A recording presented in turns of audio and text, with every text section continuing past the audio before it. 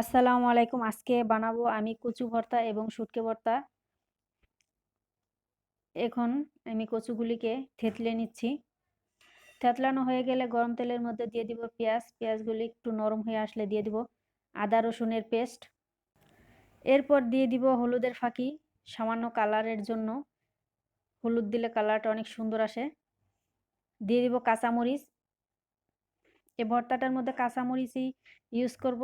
যে যত বেশি পরিমাণে ঝাল খান তত বেশি কাঁচামরিচ দিবেন। এখানে কোনো শুকনো মরিচের ফাঁকি ইউজ করব না।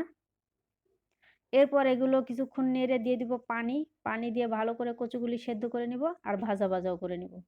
দিয়ে দিলাম লবণ। এখন দেখুন কচু ভর্তা হয়ে গেছে। এখন আবার তেলের মধ্যে দিয়ে দিছি শুকনো মরিচ, এর মধ্যে কাঁচা পেঁয়াজ আর রসুন দিয়ে দিলাম, কাঁচামরিচ, এগুলো এখন ভেজে নেব।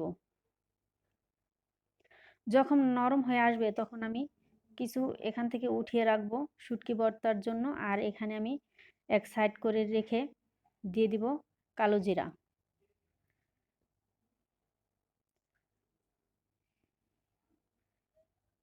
এখন আমি এগুলোকে ভালো করে নেড়ে চেড়ে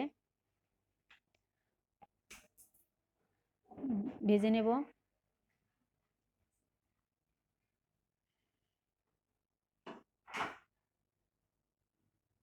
ভাজা হয়ে গেলে নামিয়ে আমি যে উঠিয়ে রেখেছিলাম পেঁয়াজ রসুন এগুলো দিয়ে দিব। আর সাইডে দিয়ে দিব দুটো শুটকি। এই শুটকি দুইটা ভালো করে ভেজে নেব।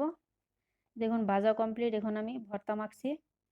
আর এই ভর্তাটা এত স্বাদ হয়েছিল, আপনারা যদি না খেয়ে থাকেন ট্রাই করবেন।